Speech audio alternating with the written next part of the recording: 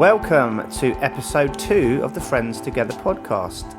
This week we are joined, I'll go round in a, let me think about this, is that clockwise or anti-clockwise? I'm going round in an anti-clockwise direction for those not watching us on YouTube. You can't see anyway, I don't know why I said that.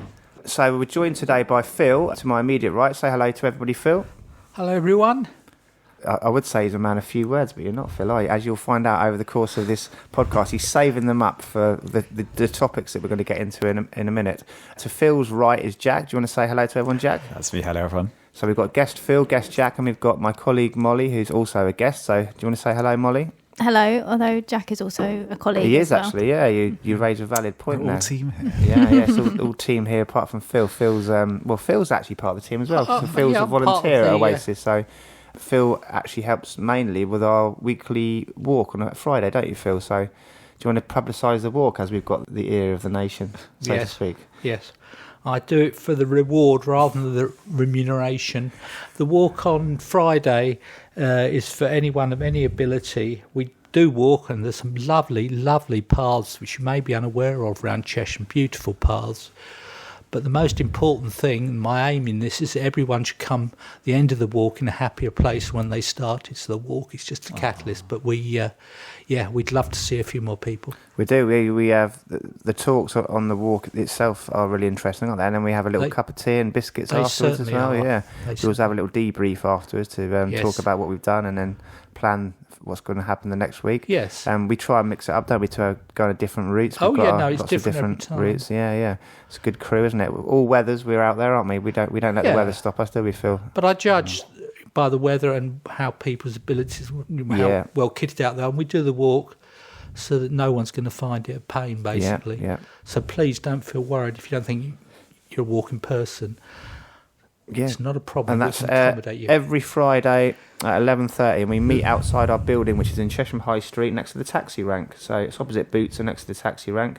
You don't need to book in advance. You can just turn up and then enjoy a nice leisurely walk with our walking group and good conversation, good company, and a cup of tea and a biscuit afterwards. If the numbers increase much more, we may have to limit it, but at the moment you have a chance to get in without pre-booking, so don't waste that opportunity. Don't worry about that. Funnily enough, in a seamless link, I was speaking to Phil on the walk the other day, and he said that he's part of a philosophy group, would you call it, Phil? Yes, just a fairly small, informal group where we just pick topics of interest, that's right. Yeah, and as part of that group, they tasked him with pondering the following question, which I'm just going to bring up on my screen here.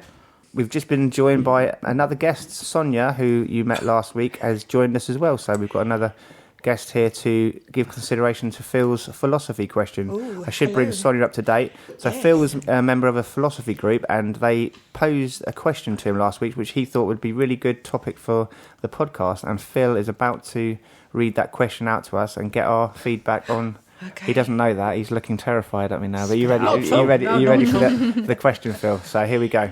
Phil, what is this week's question topic for the podcast? The easiest formulation is, why do we laugh?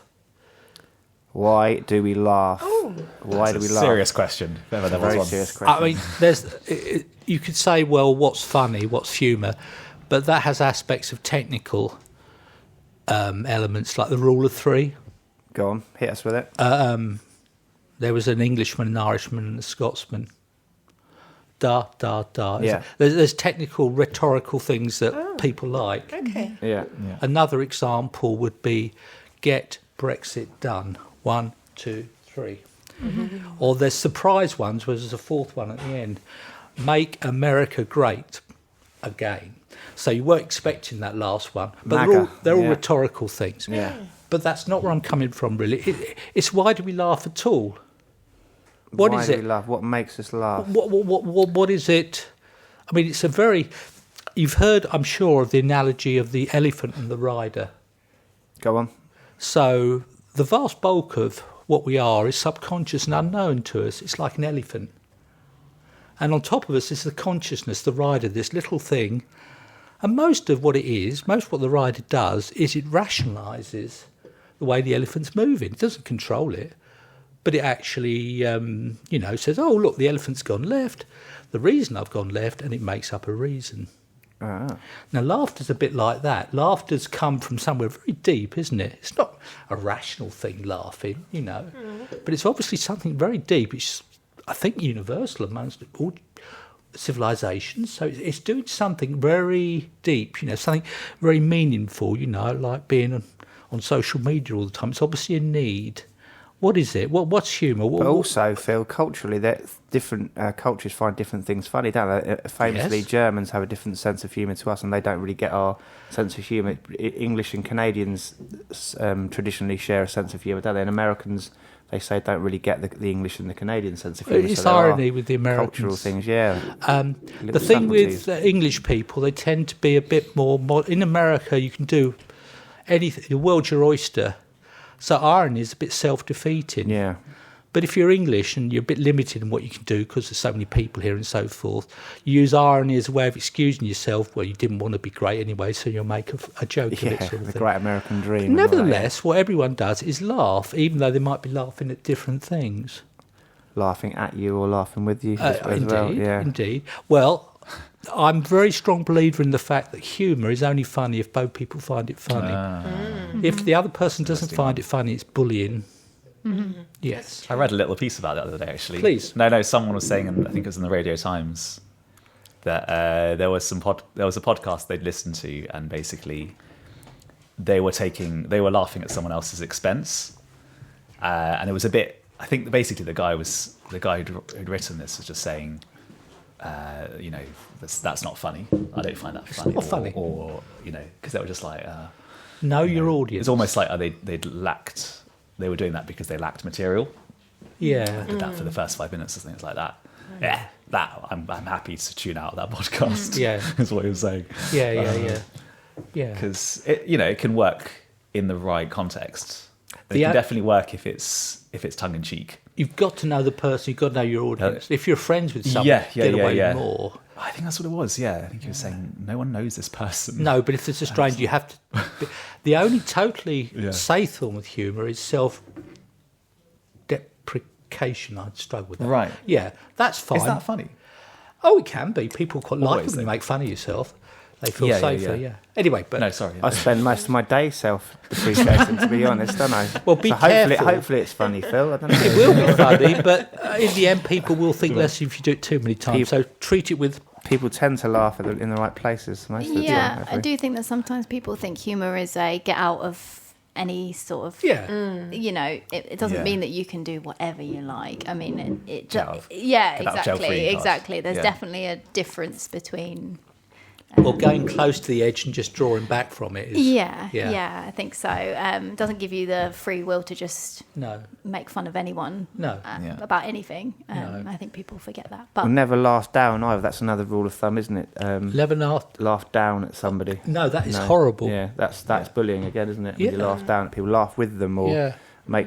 never laugh down at someone. It's like never talking down to someone as well, isn't it? So as we established earlier, now I know what my clockwise and anti-clockwise is. We're going to go clockwise, the other way around the room, and I'm going to ask Molly first of all, what is it that makes you laugh, Molly? Is there any what kind of general things do you find funny on TV? What was your question again, Phil? Because I think we should... Let's frame the question again. Well, it wasn't so much what makes you laugh. It's laughter itself. Why? Why do we laugh? Laugh, yes. What does it do? I think it brings people together.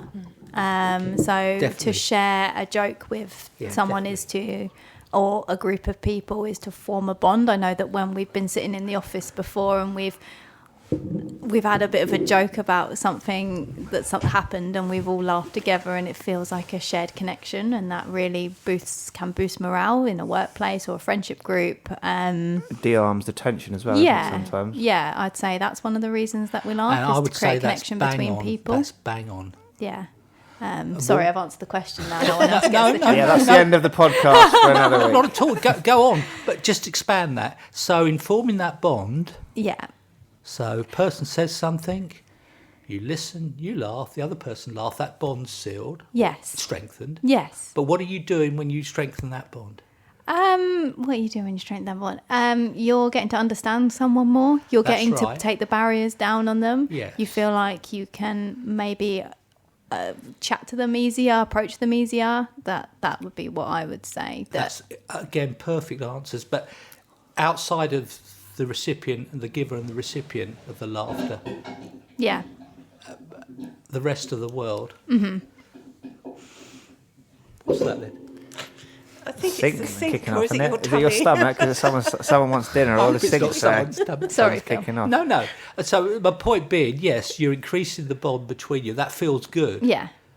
But in doing that, often the joke, for someone else not in the joke, Yeah, and then if you're left out, say you know, give a really good example. We had a really funny thing posted on one of our Facebook. I'm not going to mention it just because in it, but we posted something on Facebook as the Oasis Partnership, as the charity, and someone commented something really funny, and we all had such a good laugh about it. But then if you weren't there on that day and people kept bringing it up, they feel like you sometimes make that could be quite annoying. And they're like, oh, I don't really get this joke, I'm not really involved, and then instead for them it feels like they're a bit left out. So that's like, be careful if you really want to annoy your partner. Or, And who doesn't? Oh, indeed. Indeed. At a party or something, start laughing very hard at a joke someone else has told you when that other person, your partner's not there. Drive them livid. Yeah, why are they so funny? Because they're excluded, and they'll spend the rest of the evening trying to explain why. What a wind-up merchant you are. Yeah. Well, I suppose I'm not really recommending it. I'm just saying something to be aware of. Yeah. Sorry. Yes. Brilliant. Okay, that's my answer. Let's go round. Now you've got to answer this, Jack. Wait, sorry, what do I find funny? Or what is laughter? What is laughter? What is laughter? Why do we laugh? Is that what we're asking now? Okay. Yeah, I mean, I'm on board with the idea that it's to do with social bonding. Yeah, it's just like lots of things have appeared in my head as a result of this. Just thinking about actually, why do we need laughter? Why are we not? Why do we feel at ease in each other's company without having to make weird sounds with our mouths? Yeah, it's odd, isn't it? I think it has to do with, I'd say like it's the sort of flip side of the fact that we all feel a little bit, always quite easy to feel a little bit on edge. It's a tension releaser. It's a tension, isn't it? Yeah, isn't it just? Yeah. And it's just like, and what is it that we're laughing at which helps to relieve that tension? It's often the fact that we're all a little bit fragile, in various ways, and it's and connecting over our shared vulnerabilities seems to be a good way of connecting at a deeper level. Because then basically what you're doing is you're sort of easing that lower level, or the base level of unease is being tackled, and there's like, and actually we're all okay. We're reassuring each other that basically everything's fine as a group. Yeah. That we can then actually go on to experience. Once we get rid of our neuroses from doing that, then we can experience much greater, more positive emotions once those things are tackled. Well, I think the two things that I just thought that came into my head were places where you wouldn't use humour. I used to have to do quite a lot of attend court quite a lot for my last company, and you can't make jokes and desensitise the situation when you're in court. And the other one was funerals. But then when I go to funerals, I always try and cheer people up a little bit when I'm at funerals and make little not jokes, but little comments to try and make people feel a bit more easy. Again, it's to do with tension and relieving the tension, isn't it? And everyone feeling a bit on edge, and just someone makes a little joke or something, and everyone have a little laugh, and it makes them feel better and feel more at ease. And I don't know. I always try and cheer people up a little bit at funerals. I think that's one of your main jobs at a funeral, isn't it? Obviously to respect the person that's passed, but just to try and comfort and add a bit of, not cheer, but a bit of joy to people when they're in mourning. I I always try and make not jokes but little comments. There's a whole genre of that gallows humour. Is it? Yeah. Yeah. Right, gallows humour. Yeah. Wow. You not heard that before? Yeah, I mean, Yeah. Molly, if I you'd have, like to but bring I'm up trying on to your think where. information device the definition of gallows humour, and we will have a look at that. Molly's my glamorous assistant on the podcast. As in sending people to the gallows. Kind of. Someone on the... I can't think of any suitable examples at the moment. Someone on Something the that you gallows shouldn't will be then, joking about, basically. Yes, Yeah. you shouldn't do it if someone else has begun the gallows. But if it's you, sticking a last finger up at eternity is a very brave and, in a way, life-affirming thing That's a good way to go, isn't it? Oh, it's those who are about to be. Yes. It says Like, hey, I'm going to have the last laugh, actually. Right, here we go. Here's the definition the of gallows definition humour. from the dictionary of gallows humour is jokes or humorous remarks that are made about worrying subjects such as death and illness. Okay. Gallows humour, there we go. Something like it's often thought of dark humour. To joke, something And it that's goes back maybe to- quite dark. Actually Yes. being on the gallows, isn't it? That goes back to those days. You remember that tune you were saying was very dark, The Bells of Hell Go Yeah, Diggling. yeah, That's yeah. an example. There's another example I've just remembered about a guy who's had bad smoking habit. Said to the doctor, "Oh, can I have a cigarette?" And the doctor said, "No, that would be a mistake." And he said, "Oh, I'm very sorry about that. That would have been my last." And with that, he died. So that would be an example of gallows humour. Yeah.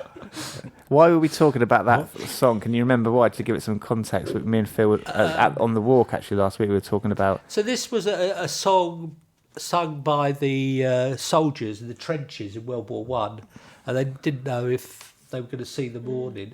So what can you do? You stick your finger up and it say. So it goes. Are you ready, Phil? You can do it. I don't remember what it was. So it's, "Oh, the bells of hell go ding-a-ling-a-ling for you, but not for me. And death, where is thy sting-a-ling-a-ling?" and so forth. Yeah.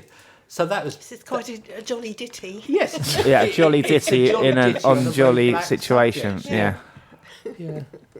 God, that's one of the darker places Yeah. on Earth in But history. They used to sing it during the you war. wouldn't make a joke of it if you weren't there, but if you were there, I suppose you just do the best you can. I don't know.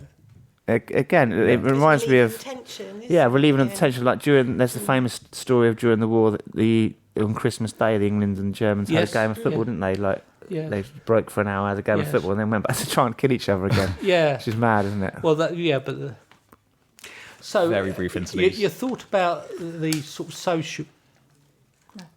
Come on, Molly's got a I point was here. just What are you going going to to say, say, Molly? something I thought about laughter was that it puts things into perspective. And That's that true. example that you just said, John, about on Christmas Day then playing football puts things into perspective that everyone is human, and laughter sometimes does that. Laughing with someone, you're like, especially at a funeral, you suddenly realise, oh yeah, where we are, suddenly remember where you are, and that it's not, that laughter can happen as well, puts things into perspective. Well, certainly people have chosen very interesting songs for their funeral, like "I'm on the high road to hell" and things like that.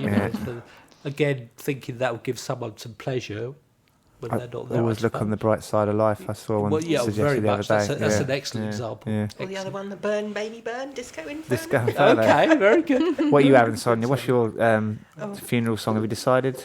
Oh my God, what a personal question It's to taking a ask. turn. It's taking a Oh turn. dear, I already have a friend that's going to send me razor blades for my birthday, so... Really? They're a friend. Sounds like a story here. Oh, Do you want that's to nice. tell us No, more? no, not at all. No?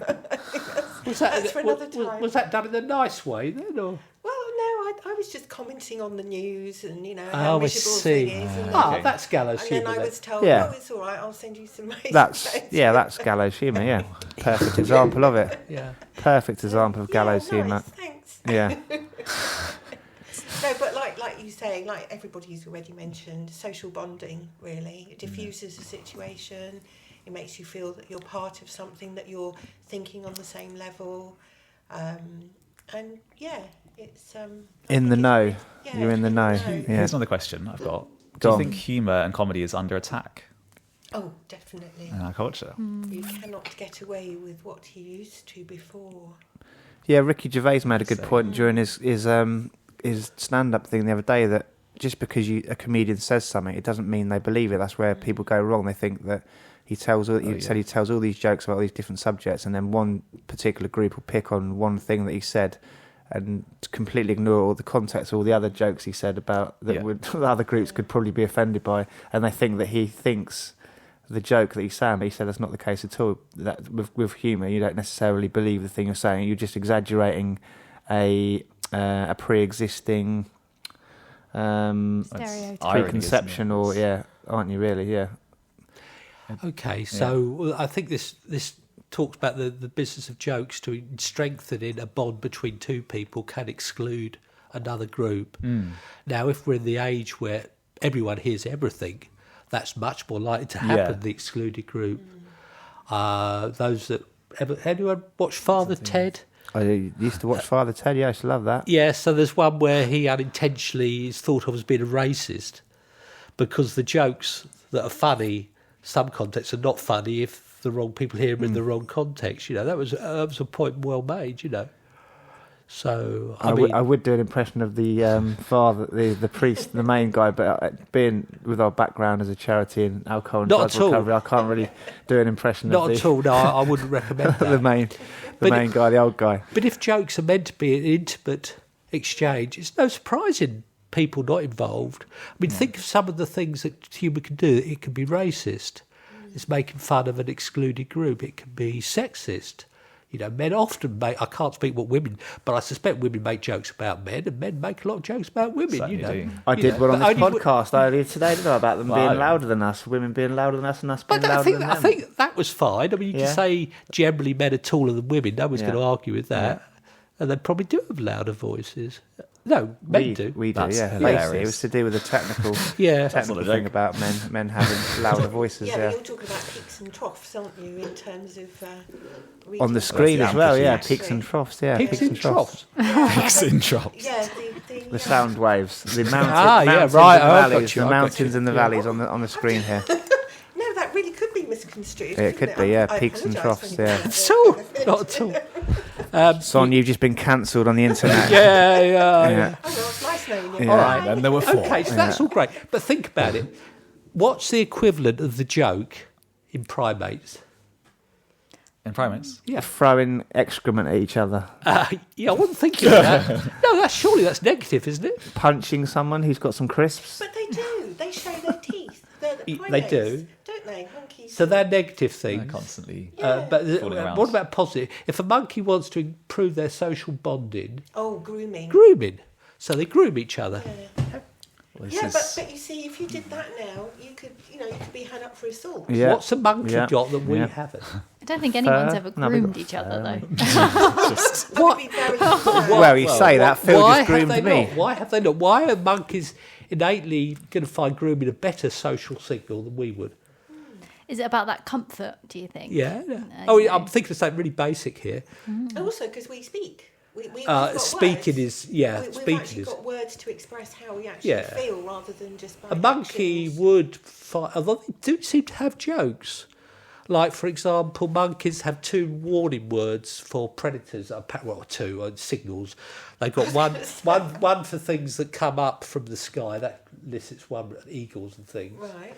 And one for ground predators, like lions and things. Oh, right. If you give the signal for something going in the sky, whatever it might be, all the monkeys hide in the bushes. If you say there's a lion coming, they'll climb up the trees. Yeah. So sometimes monkeys have been known to give the wrong signal, and that seems to amuse them quite a lot when the other people scamper in the wrong way. That's interesting. But is it the other's expense? Well, indeed, I would argue. Or would they all get together and be like, "That was hilarious"? They're the monkeys. So monkeys can be bullies. And they do. They have a mechanism for it. If they get pissed off with people doing it too much, they go and attack that other monkey. We've had a prime example of monkeys being bullies last week, didn't we? Molly got punched by a monkey when she was I knew younger. the word punched was coming. No, once I got... Molly got punched by a monkey. I didn't get when punched. She was a little last girl. week. Were you annoyed it? I never got punched by a monkey. I was on Teasing holiday. it, No. teasing it by withholding sweets and stuff. I was in South Okay. Africa, and the monkeys are baboons, and they're quite. You don't want to be They're on the quite- end of one of Yeah, those. baboons got tempers, haven't they? Yeah, they're not the friendliest of. Because they're big. Well, they're just very used to tourists, and I had a packet of crisps, Yeah. and the monkey came up and took the crisps out of my hand. But John seems to think it might have punched me her. when Attacked by a monkey. Attacked by a monkey. The word punch never has come out of my Oh, right. mouth, but it has come out of John several times since. I got attacked Well, by this a is monkey. humour for some again. crisps. Town roses are telling. Yes. So Exaggerating. me and baboons aren't my Yeah. favourite animal.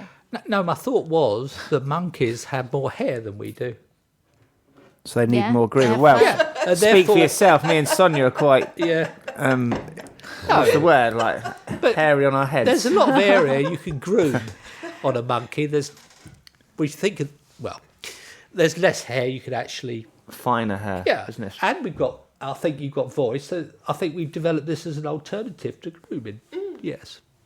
Interesting. I mean, the whole language is an alternative to language and Humour. music. And Well, no, language has other. Although I'm sure one of the things of language was it helped social bonding. Yes. that's what I mean. Yes. And also it connects because grooming is, I mean, it's only between, intimate. You can only get so many people grooming each other at once. Yeah. Whereas with, sorry, weird image. It get very difficult. but We've laughter. tried, the ancient Greeks tried quite well. But, Yeah, that humour in its purest sense does tend to be just a smallish group, doesn't it? I mean, I know you do have a, no, we could have whole, stand-up comedy. yeah, Michael McIntyre's got how many of yeah, them? yeah. But that's a relatively recent. I think, normally humour. Yes, not if it's done as in a commercial bulk, but humour in its purest sense is, a family group or a group in a pub. I would say Here's a question for you, Phil. Depends on how much is shared, isn't it? yes.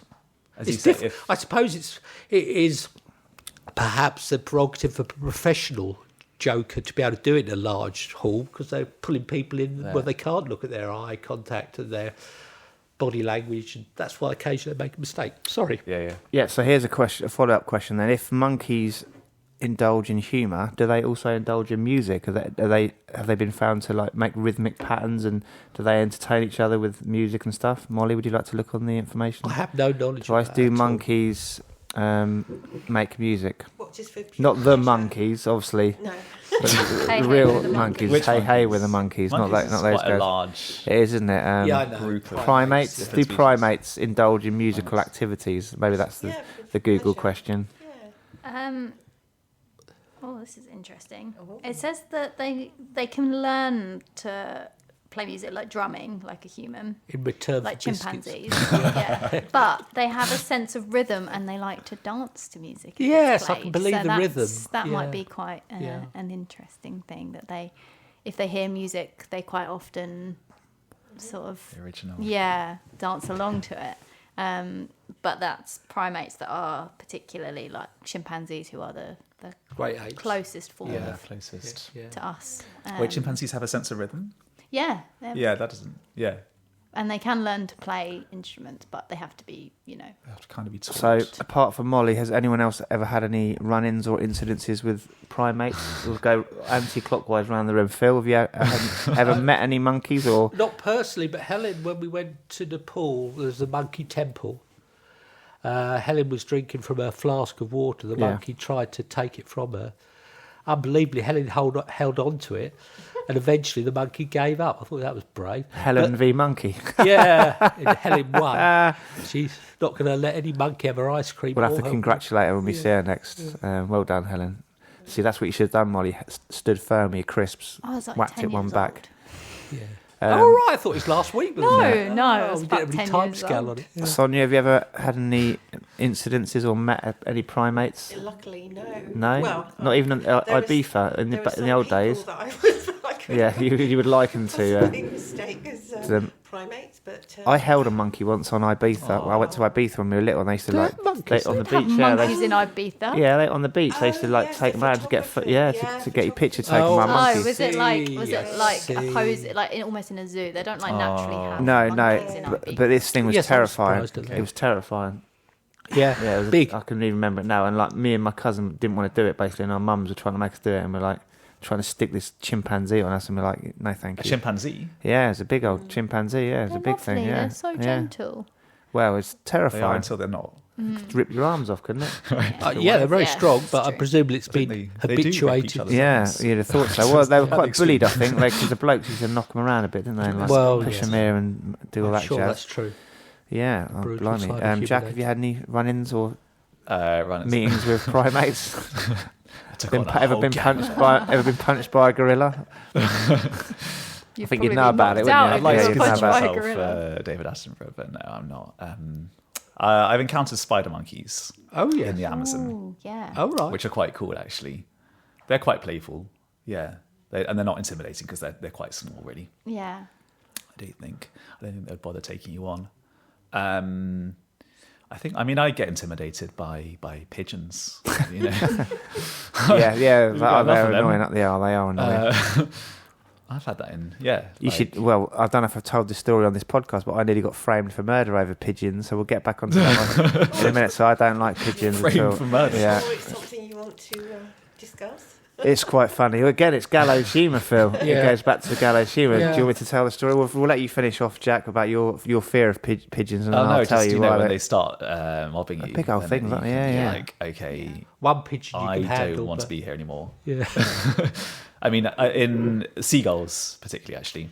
Oh, yes. Yeah, they're Seagulls are vicious. Yeah, they I don't know what it is nick about chips them. and stuff. No, But I guess they It's the could. size of their beaks. Yeah. It's got quite a lot to do with their Have you ever seen the birds? That Yeah. might freak you Right. out. That Yeah, done yeah, by yeah. Alfred I Hitchcock. also think seagulls are much bigger than They used to you be. expect them to Oh, be. see. They are massive. Twice as large as they were 10 They are years ago. huge. I think because we're used to seeing them at a distance. Yeah, like, yeah, flying that's around. right. When you actually see one close up, Yeah. they are pretty big. You know. Those geese on Cheshire Pond, they can be a bit aggressive. Oh, yeah. Oh, Yeah. Canadian geese, are they? Yeah. Yeah. When we used to go where we went geocaching in Chardlow, there's some loads of Canadian geese down there, and they're big old things. They are. They are one of the most aggressive birds, apart from swans when they're Oh, swans. when they're What, geese? protecting. Yeah, the people use them as guard. They're really good for guard dogs. My father. Gargies. Yeah, Love it. because they'll Oh. alert and they know exactly. Because my father Interesting. got attacked by them once. He used to live on a farm, and they know exactly which parts of the body to go for. They'll What? go for your neck and they'll go for your wrists. That's So they they- teach them in swan schools. Obviously. Yeah. Yeah. Swan snipers. Just instinctively. Yeah, they know what bits of you to attack. Well, Those we'd go mammals, for their they're neck, so wouldn't Be you? on the end of a Karate goose. chop their neck. Yeah. It's No, fascinating. I wouldn't want to be on the end of a goose. Have you ever eaten a goose? Anyone ever had goose meat? Yes, it was delicious. Was it? Very much. Was it one that tried biting you on the? Was it the one that tried biting your dad? Vengeance is sweet. Last thing it ever did. Yeah, it's nice. Very, very, very oily. Yes, Okay. they're meant to be Is on it? there. And yeah, you don't get much meat on a bird. Isn't that to either. do with the person cooking it though? They might put too much oil on it. No. Well, it's goose No. fats used Yeah, in goose. cooking Yeah, a well, lot, isn't it? Yeah, that's goose true. fat. You should put it on Best jackets, roast didn't you? potatoes. Yeah, they Goose fat see that on jackets. the shelves sometimes. You have it yeah. on your roast potatoes. Yeah, goose best fat. roast potato. Although me and John don't because we're Or duck vegetarian. Have I gone crazy here, or did you used to put goose fat on jackets to make the rain stay off of it? Isn't that right? You Well, not I believe thought it. you meant jacket potatoes. Yeah, me too. No. No, actual jackets, like barber jackets and stuff. There's like something, unless it's something that's called goose fat, but I'm sure they used to put it on jackets and stuff to keep it waterproof. I'm Goose. googling it. Probably Yeah, Google it. earlier, in the early days they did, and then Mr. Macintosh. I mean, there are many other Rolls, search yeah. engines available, not and just then Google. invented some waterproof concoction that kept everything. Well, when I- rubber was it? I don't know. Was it I don't coated? know. Probably coated in rubber. Could well Is Is be. it Gore-Tex, which is the brand name for the stuff, the waterproof material, and that works. They actually copied a leaf because I used to work at Mountain Warehouse and I had to do a load of training to explain to people why it was waterproof. And they copied, so the rubber, is it the rubber plants with the smooth? Yeah, yeah. There's one Smooth there, tops, and the rain. yeah, And shiny someone tops. noticed that the rain never stayed on those, and it's rolled off of it. And they under a microscope, it's lots of peaks like that, and the raindrops can't settle because of the peaks on the thing, and they get moved to the next one, and then it just rolls off and that's how they invented Oh, it's a Gore-Tex. They lot to be copied a learned from plant, nature. yeah, they Yeah. copied nature, and that's how they come up with Gore-Tex. I don't see anything about this, John. I think No? you may have made it up. Okay, what about There is searching? a company called Triple Goose Fat, and they make jackets. Can you search for No, alternative use Gore-Tex. for You were goose talking about fat? Gore-Tex, Yeah, aren't you? yeah, it's similar to that. It like made the liquid run off, so it was I can raining. It believe was, that. But in the old olden days, sorry, this is a complete diversion, but I remember they used to burn animal fat. You know, if you were poor, you couldn't afford like sort of beeswax candles because they were expensive. People used to use animal fat, so probably animal fat was the thing that they used to use initially to waterproof. What is wax? Well, it's a long chain hydrocarbon. Yeah. Apart from that, oh yeah, you're right. Yeah, wax. I remember when you used to burn a candle. Obviously, it doesn't really, a standard little tea light doesn't really smell of anything, does it? No, it's not really giving off any. Well, there might be different impurities. There might be some impurities which can't be smelled. Yeah, that's true. Yeah. Carbon monoxide actually is odourless. Actually, I've set fire to a Brazil nut before now. That was interesting. Was that intentionally or? Yeah, just for the hell of it. Somewhere that it burns, and it does. It's quite interesting. Yeah. Well, it will. It's so much oil in it. Do you know that's how they work out the calorific value of foods? They explode them. Oh, explode them. They explode them, and then they'll see how much heat's given off, and they'll say, "This is 500 kilocalories or whatever." Oh. Yeah. I've just in terms of the I've just realised, just remembered in terms of the chemistry, it's an acid candle. Acid? Wax is it's stearic acid, I think, which is an acid is just like a hydrocarbon with like acetic acid, COOH group at the end. Yeah. So you did philosophy and chemistry with the looks of it. Chemistry in school. Yeah. Well, that's fine. Yeah. You don't do it much everyday life. I can't remember anything that I do. No, you're quite right, but it could still have a long hydrocarbon chain at the other end. Molly, you've got an answer for us on. So I think. Sorry. Go on. No, carry on. No, it's just that I think because an oil is the way that oil works is that it's a what's the word? It is keto. No. So basically, it doesn't have symmetry. So if you put oil onto water, then it will stand up on end. So the one side of the molecule is positively charged, one side is negatively charged, and they're all lining up in the same way, and that's how water just floats off it. Yeah. So in terms of acid or wax, is going to be doing a similar thing, I think. In terms of the water. There's a layer which is all positively or negatively charged, and the water's just sort of not attracted to its. Yeah, so it's to do with the. Yeah. So when they have oil leaks and stuff and petrol leaks, is that not petrol leaks? Why not that? When that's what happens in. Molly, you've got an answer for us chemistry lesson from the Oasis Partnership. Did you have an update for us on what? Yes, apparently people used to put it on their boots. Ah, there you go. That'd be waterproofing. Waterproofing their boots, but I can't read anything about it putting on jackets. But they did, like you say, they did find out that it was good at waterproofing, so that's why people used it on their boots. But I don't know where you got coats from or jackets. Someone must have smeared it on a coat once. Yeah, that sounds like a weird thing to do. But I understand the boots thing, especially if you're like a farmer or something when you get wet feet. I'll just give a shout for the novel Lessons in Chemistry, which is all about the way chemistry in a novel form relates to everyday life. It's very good novel. Yeah. What's it called? Lessons in Chemistry. It was a popular smash hit about a year ago. Yeah. I've only just got around to reading it. It's very good. It's brand new. About a year old. Wow. Yeah. That's new for a book. Yeah. Well, it's not like Chaucer's Tales, no. But it's a lot about feminism as well. It's very good. Yeah. There we go. Thanks, Phil. There we go, Phil. How do we get onto that? I don't know. How we managed to get onto monkeys. When you were explaining about the chemistry of... Yeah. Yes. Yeah. I don't know if that helps people, because I don't know if really we've got basic... I guess we all did some chemistry in school, didn't we? Well, I don't know. We didn't. Some people... No, not at our school. We didn't. We did science, but not really. Right. I can't remember a lot of it. I was told was off most of the time. Taught chemistry by teachers who couldn't teach, so I didn't learn anything. But I did know about, obviously, oil is emulsifier. It doesn't mix with this is to do with my cells. And also the basis of life, because our cells are made up of lipids layers repelling the outside. Amazing. Yeah. I'd love to learn more about this. Yeah, why is our skin waterproof? It's because of that. So they've got it's like what you said. Yeah. It feels a bit heavy, but I will end up with this Woody Allen bit of humour just to bring it round full circle. Those that can do. Are we finishing up? Those that can't teach. Amazing. And those that can't teach PE. Yes. Yeah. Really? To all those PE teachers out there. Yeah. And I don't want you to feel like an excluded group. Some of my best friends have been PE teachers. Well, PE, I hold a grudge on that one because I wanted to do PE at school, Phil, and they wouldn't let me because I was good at science, and I had to do science double award, and all my friends got to do PE and play football all day, and I had to do double award science. I was annoyed. They were oversubscribed at PE, so I had to go and do The path less taken. Science. The path less taken. double award. I did PA level, and it was actually very difficult. PA level? Yeah, physical education. I'm not A level. insinuating it was easy, man. I'm just saying I would have preferred to have been playing sport all day, every day, rather than doing science. After Phil's joke about PE teachers, they've I'm got to be very- able to I'm teach very PA level, sorry. which is all about it's all about the physiological side of PE and the mental side of PE, and there's a lot of science. I don't know in it, what like all the hinges in your Yeah. body and the Yeah. joints, Oh, and it's- all the we did like the bones connected to the axes and thigh the bone. planes and Yeah. all No, sorts. I agree. So it was quite As quite in-depth. replicated in this boom arm here, Phil. Yeah, yeah. Again, yes, we've very similar. copied nature, science and nature Well, from that one as well.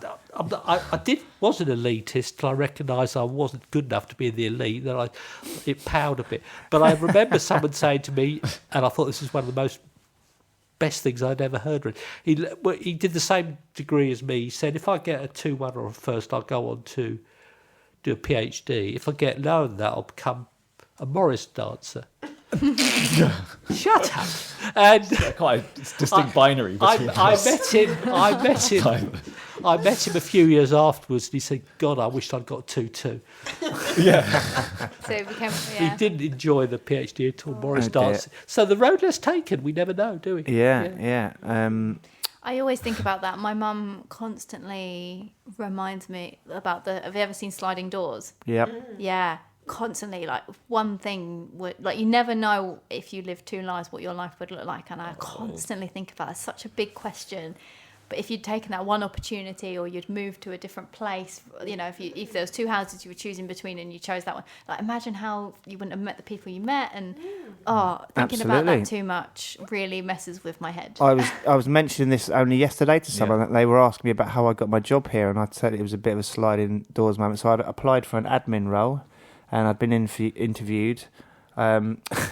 I should tell the full story, as it's a kind of a podcast about comedy. So I did no research on the job at all. I just knew it was an admin job. Why doesn't that surprise No, yeah. And when I was getting interviewed, This job. yeah. So when I was getting interviewed by Full the disclosure. CEO, and there was 3 people on the panel, they said to me, "So what do you know about Oasis?" And I thought it was like a dentist or something. I didn't even know what the company did. So I was like, no research. I was like, yeah, like healthcare, isn't it? Like you do dentistry and like healthcare and stuff like that. And they were like, they didn't say anything. They didn't say anything into my face, but I knew I hadn't. I knew I hadn't got the job basically.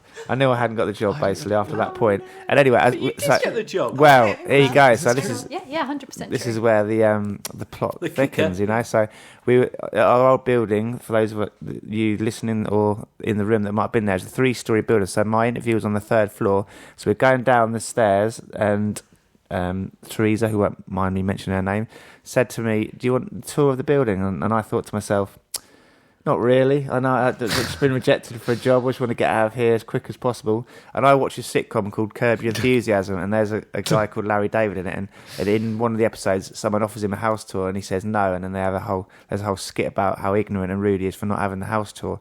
So when Teresa said to me, "Do you want the tour?" I said, "Yeah, I'd love to have the tour." And anyway, so that was the sliding doors moment. I remember thinking in my head, I don't really want a tour. I want to get out of here as quick as possible.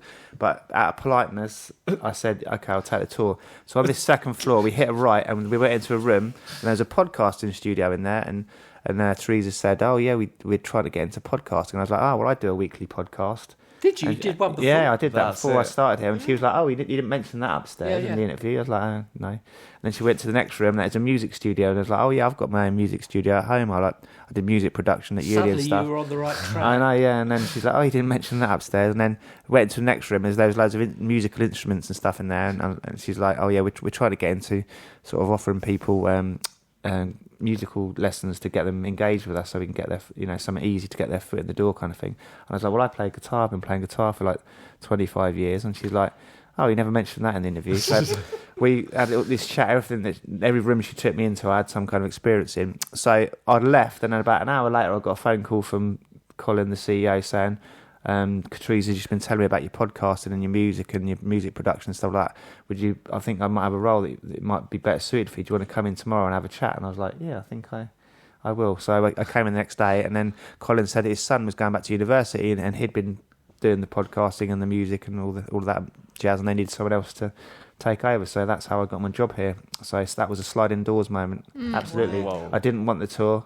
Literally just out of politeness and Inception right now. because of because of Curb Your Enthusiasm and the scene, the humorous scene that incurred after him refusing the house tour. I took the tour of the office, and that's how I got my job. And the funny thing is, as well, I kept saying to people in the months leading up to it, they're like, what are you going to do for a job? You need to get a new job. And I was like, I'm just waiting for the universe to provide me with a path. And I sounded really pretentious every time I said it, but I really truly believed it, and the universe did provide me with a path. And can you imagine if you hadn't asked for that tour and you'd left and never had that conversation, where you'd be right now? It was so mad to think about. I'd have been going into a series of interviews not having any idea on what they did or what the company did. Mental. Yeah, isn't it just? Yeah. So the interview couldn't have gone worse, but I ended up getting a better job out of it. So the universe truly did provide me with a path. They must have seen something in you in the interview. Maybe you're just a slapdash. There's something admirable about that. Yes, somehow. You've actually reminded me of something else in the interview. So I, on my CV, I'd left on there that I was in a band and I liked music and stuff. Yeah. And the woman at the job centre, the expert on CVs, she said to me, take all that off, all that business about bands and music and sports on there. People don't want to know about that. And I was like, well, that's the character. That's the sort of job you want. Yeah. That's the personality in the CV. It's not just a list of qualifications otherwise. So I ignored her basically and left that on there. Nice. And that was another reason that Colin had spotted that I was into music and stuff, because I left that on my CV. So if I'd have not disobeyed this woman, I wouldn't have got the job either. So yeah, there you go. The only thing I'd add to that's a brilliant story is to consider every moment of your life a sliding door moment. It is, and I did that in the past. Phil, you just reminded me of another story. So I woke up. That was an unintended consequence of my comment. You've just reminded me of another interesting. This is why we need humour. Story, yeah. So get over these angst. I woke up in the middle of the night once, and it was a eureka moment. I went, eureka! I've worked out the meaning of life. Yeah. And I wrote it down. You know, sometimes we have dreams and you don't write them down and stuff. Yeah. So I wrote it on my phone, and I forgot about it until weeks later. And you did write it down? I wrote it down, and I forgot about it until weeks later when I was going through my notes. And I'd written down, which goes back to the point you just said there about every moment in life is a sliding doors moment. Yes. God is intent in every action. So you have a choice in every. That was how I worked out. That's pretty good. Yeah. That's pretty good. So you have a choice in every interaction you have with someone, whether to do something nice for them, whether to be selfish and egotistical, or to do the nice person and help someone else, or every decision you make throughout your day, you have a choice whether to do a good thing or a bad thing. Yes. Has anyone seen the big Oscar winner of last, was it 2022? Everything Everywhere All at Once. I've seen it, but I didn't enjoy Have it. Have they stolen my dream? I won't admit it. You see the whole thing? I've seen the whole thing. No, because has anyone else seen it? Have they stolen my dream? Actually, funny thing is, I meant to watch it, I forgot. It's for me, thank you. Everyone I've spoken to absolutely loves that film, and the plot just got away from me, and it's too... It was it was literally Everything Everywhere All at Once. Yeah. That was how I found it. Did you enjoy it? No, I didn't initially. Yeah. It took me, it was only, basically actually I was about to give up because I had dinner halfway through. Yeah. Or about an hour into it. I had dinner and then I was really just kind of a bit depressed actually. I was like, I just wasted an hour. Yeah. This film's rubbish. And I was thinking, should I just give up on it? And I thought, you know what, I'm just going to give it another 10 minutes. Yeah. And I got sucked into it. And I'm glad I did because it wasn't as awful as I thought. And it's actually, I found it... That's on the back cover, that is. It wasn't as awful as I thought. They were all giving it big praise, the big critics. Yeah, I thought, everyone I've spoken to. Am I really that special that I'm going to disagree with everyone? So that's why I gave it more of it. But basically, it is a mental... It's absolutely mental. Everyone I've ever spoken to says it's probably the favourite film they've ever seen. And to me, it was just way too much. But... don't talk to me about it because everyone else seems to have loved it, and I the just reason got away why from me. The reason why I brought it up is because it's actually what you're saying is that in terms of that you have a choice between whether to treat people well or not, and those kind of all matter. But in this film, it's like you've got the nihilist, the daughter, who's just gone completely ape, beep. Yeah. And then the mother, the father actually is the compassionate one who thinks that it matters.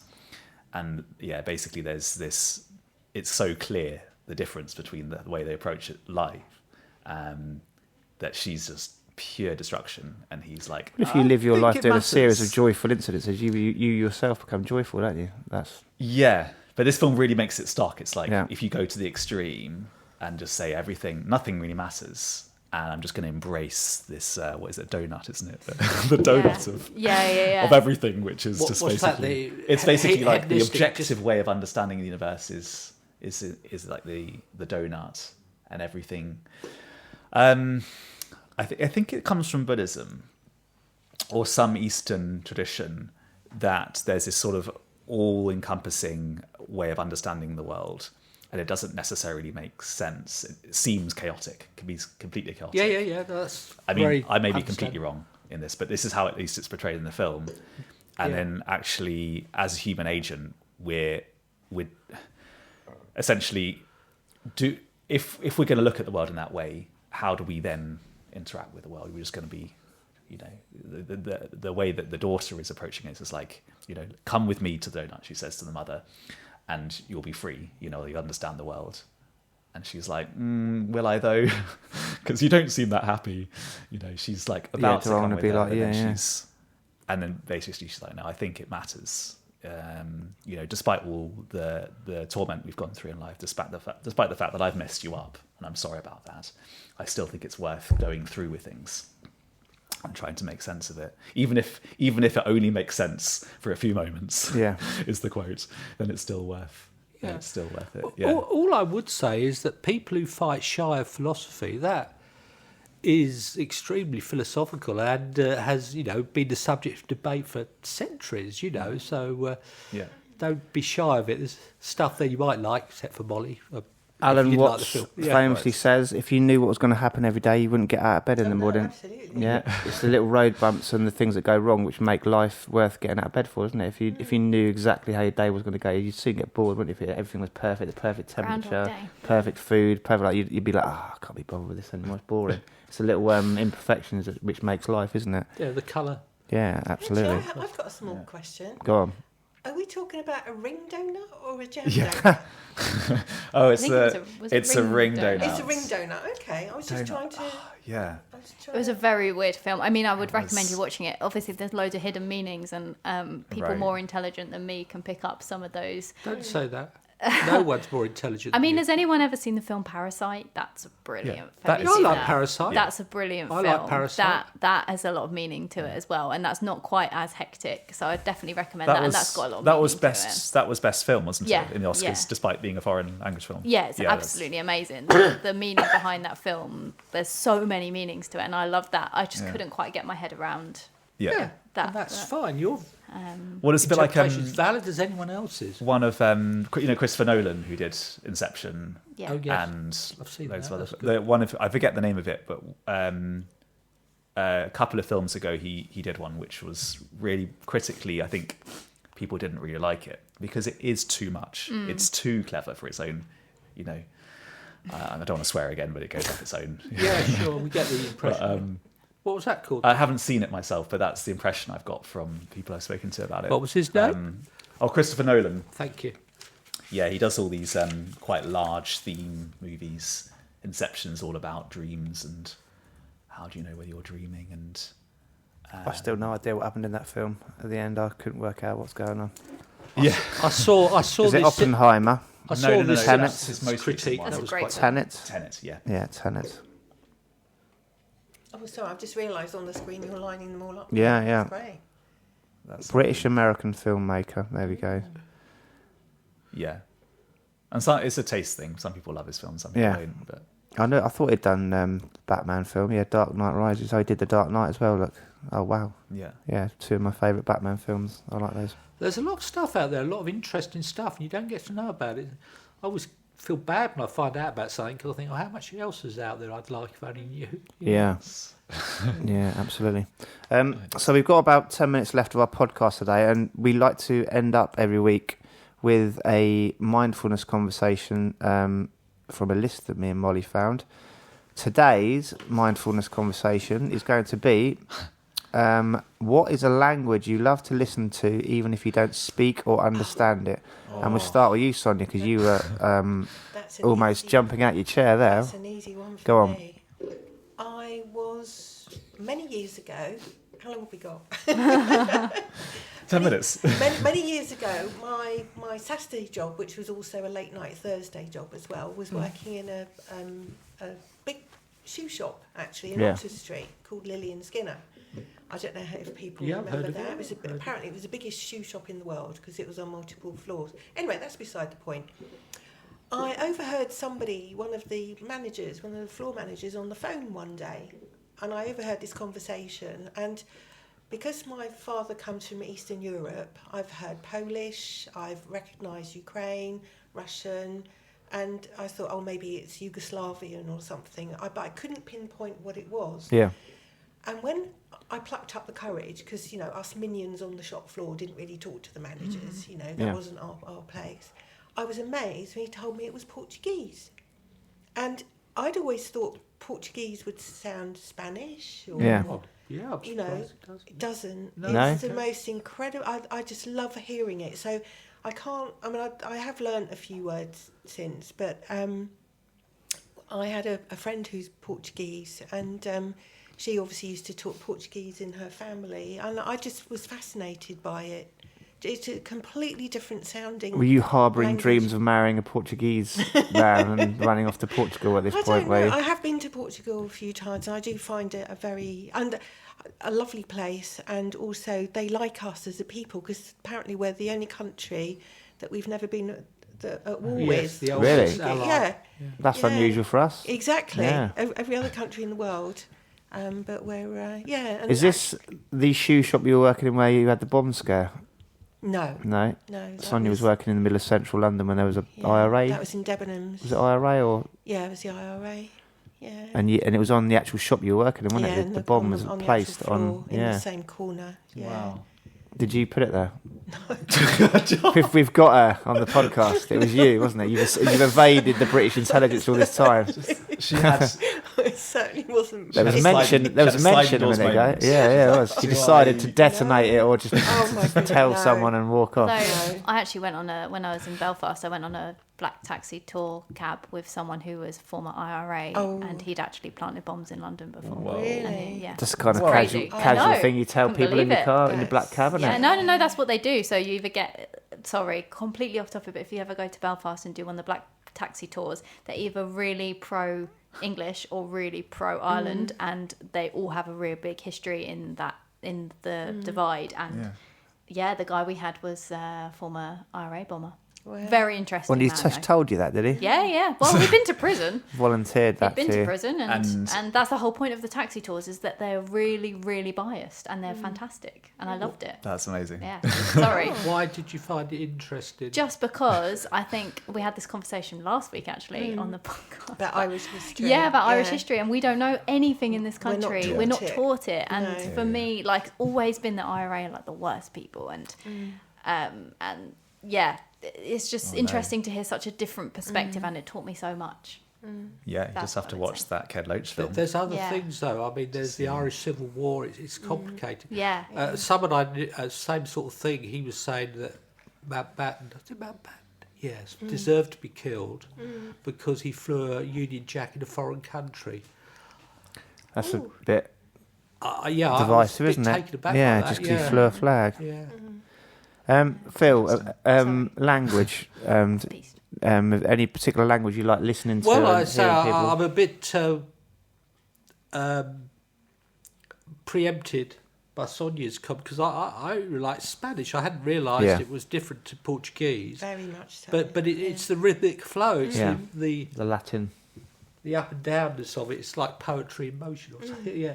But perhaps I like Portuguese more if I listen to it. I don't know. And of course, there's a big difference between European Portuguese and South American Portuguese. Yes, I understand as well. that. There's a very, very big difference. Yeah. Which are you talking about then, just to clarify? Which Portuguese did you like listening to, just to clarify? Presumably Well, European. I think it was I believe it was European. Okay. So, yeah. Jack, what language do you like listening to? Man, I don't know. I love French. Yeah. Despite, I mean, I have learnt a small amount. Yeah. Un petit peu de français. Le At table. school, but not enough to really understand it. And I don't know. I think it's, I don't know what it is about it. It definitely seems romantic to me. It's, often called the language of love, isn't it? French. Right. Or is that Italian? Is it French? Okay.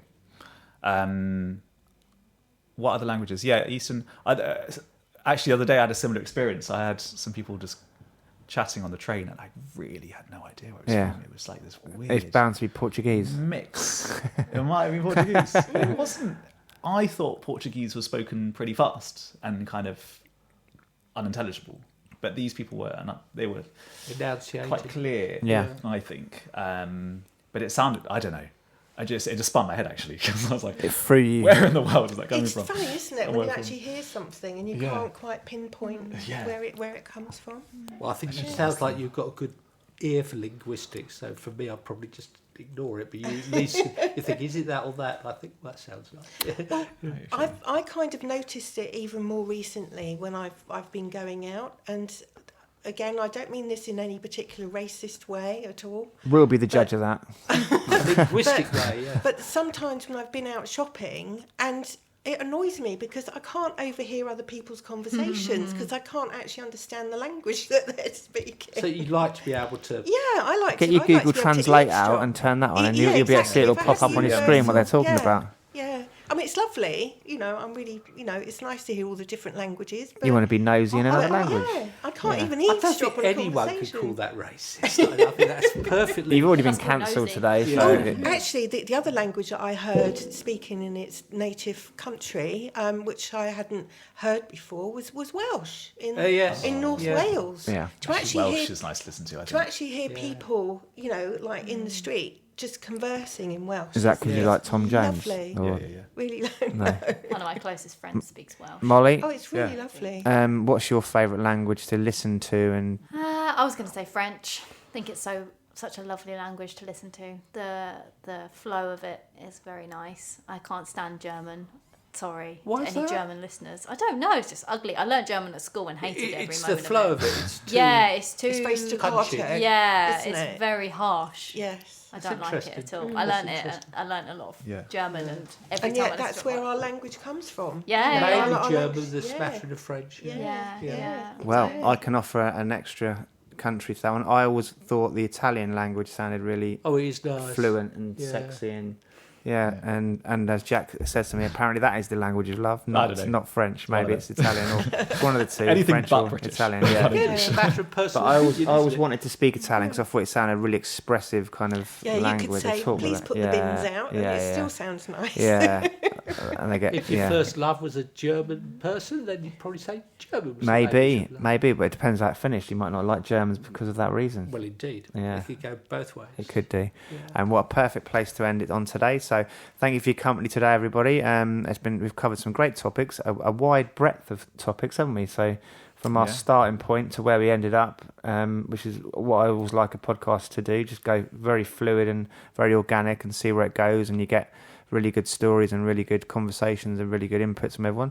So thank you very much for your company today. And would you like to say goodbye, everyone? Let's go around the room. Let's go clockwise this time, Molly, just to show that I know what clockwise and anti-clockwise is. If you'd like to go, we'll go around the room clockwise. If everyone would like to say goodbye. Bye. Jack, your turn. Goodbye. Sonia. Bye. And Phil, do you want to remind them about that walking group one last time? Yeah. No, I will give a little aphorism. Okay. The human mind treats a new idea the way a body treats a strange protein. It rejects it. So be open-minded, everyone, and see you on the walking See you on the tube walk, Friday, 11 o'clock, where you can 11:30 on be with Friday. other open-minded people. Yes, Goodbye. and Nice. bye, everybody. The Let's Be Frank podcast is brought to you by the Oasis Partnership, a charity providing high-quality social and psychological support services to improve people's mental health and well-being. We deliver socially inclusive, open access support for the wider communities of Buckinghamshire, through pioneering and innovative partnerships and initiatives. Oasis provides free and subsidised health and wellbeing classes and support groups for the Chiltern area, including mindfulness, yoga, Tai Chi, Reiki, fitness, boxing, art and music. Oasis also helps support people to reach their full potential through our substance misuse treatment service, Routes to Work and outreach service. The Oasis Substance Misuse Treatment Service is provided in partnership with Inclusion, part of Midlands Partnership NHS Foundation Trust, delivering one recovery bucks.